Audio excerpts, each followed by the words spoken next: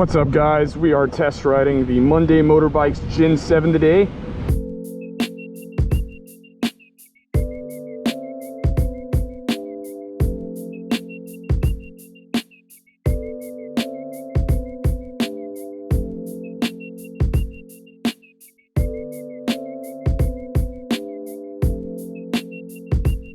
What's up, friends, family, he, she, they, and them that are neither here nor there? I've got another video. This one's a little bit more of a niche video, you know, to add to my giant collection, to add to my giant array of huge library of YouTube videos. Today, we're gonna talk about a company that's taken Instagram advertising by storm. Not really, but with all the ads, you would think that they have. We're talking about Monday Motorbikes. Yes, Monday, not Friday, not Saturday, but Monday. Dude, you picked the worst day of the week. But I'm not gonna let, you know, their decision on which day of the week to name their company, I'm not gonna let that reflect their product. I'm not gonna, no.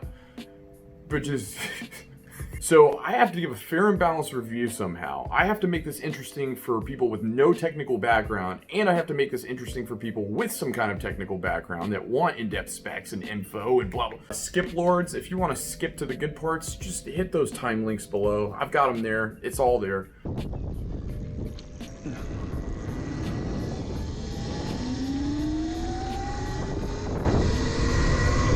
So Monday Motorbikes, So Monday Motorbikes was founded in San Francisco, right out of a garage, launched on a Monday. There you go, more like a Monday, am I right? So we've got the whole team right here. Christian, executive chairman, Bruce Riggs, Josh Rasmussen, yeah, that's how you pronounce that. That's all we know about the team. I'm sure there are some fantastic employees there that aren't mentioned on the site, but that's all we got. What are they selling? Well, they're selling motorbikes. So these are the different models they have. So this is the GEN7. This is the model that I test rode. Check it out. So retails at $4,500. We're gonna talk about that. It's a class 2 low-speed throttle-assisted electric bicycle. We should probably talk about that as well. I think it's worth noting that if you hover over the spec sheet here and read the message at the bottom, it says that it gets up to 45 miles an hour. That's for off-road use only. Off-road only. You have a selector switch on the handlebars to select modes 1, 2, 3.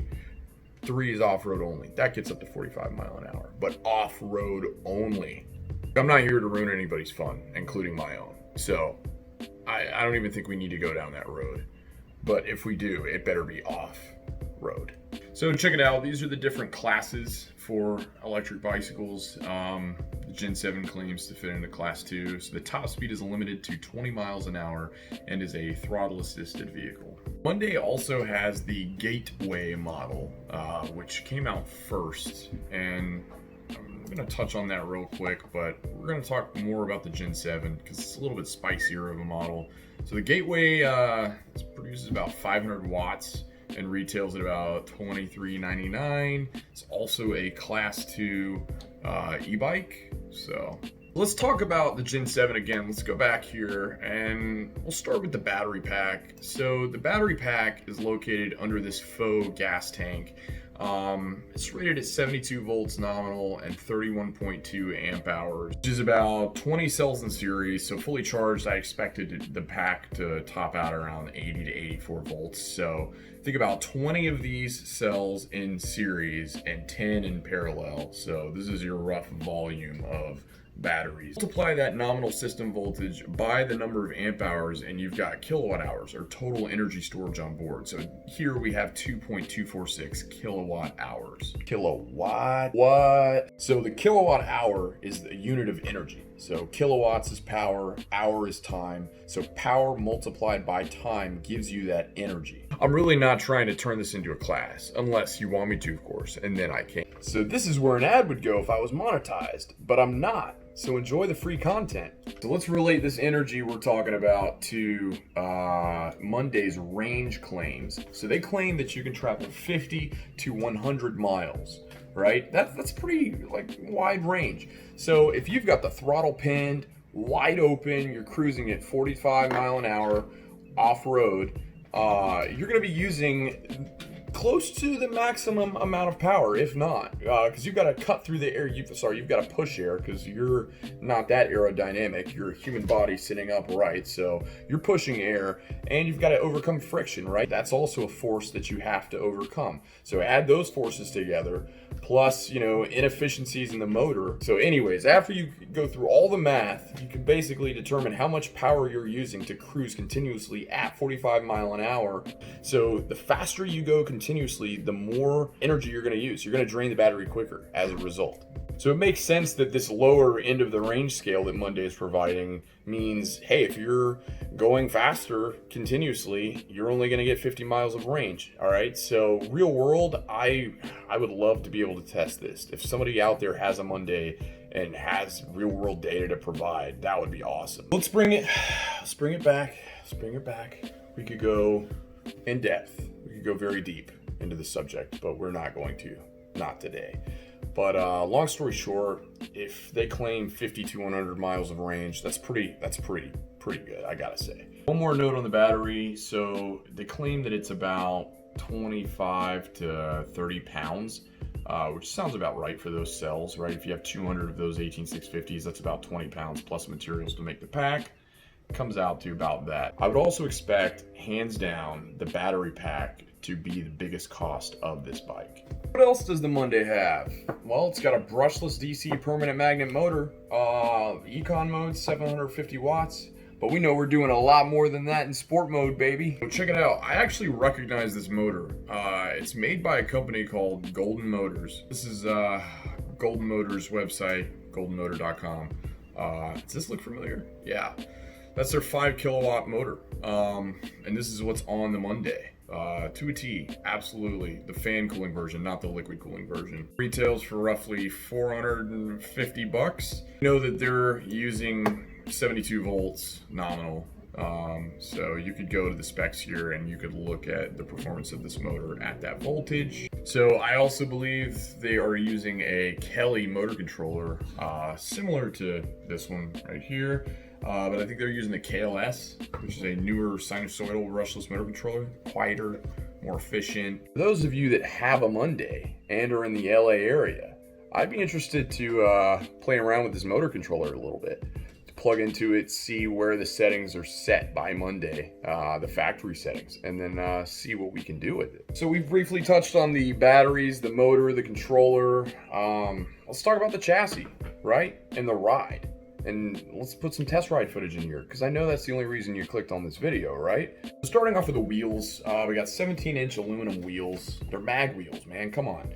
You know, I'm a fan. Brakes on the bike, you've got a hydraulic brake in the front, you've got regenerative braking in the back, thanks to the motor. So, but 90% of your braking is done from the front on this bike. And I never felt bad or weird about using the brakes. I slammed on them a few times at, you know, higher speeds, and, you know, they worked just fine. There's no ABS. I didn't get to try the light out because I rode during the day, so I don't really know how bright the light was. I could see it inside of the warehouse. It's an LED headlight. Now, I do have a complaint about this gauge cluster. Cannot see it in the daytime. Not only can you not read it, but it's also blinding. Monday's not really doing anything about this. I talked to them about it, and they said they have a new gauge cluster that's supposed to be brighter, but it doesn't look any different. So, hey, if you have a Monday and you want to come up with a solution here, I'll work with you. We can find a better angle for that gauge cluster, and I'll put my 3D printer to use. We'll print out a bezel for it, a hood, a cover. I don't know. I could sit here and complain about it, but let's find a solution for it. All right, I'm gonna pick up the pace of this review, which means I'm gonna start drinking a lot more. Suspension on this bike, I don't really have much to say about it. It was underwhelming. So twin rear shocks, you got standard front forks. I don't know, they didn't feel great, but it was functional. So probably lower quality Chinese parts to medium decent quality Chinese parts. I don't know, nothing fancy, that's for sure. Suspension leaves a little bit more to be desired, a little rough.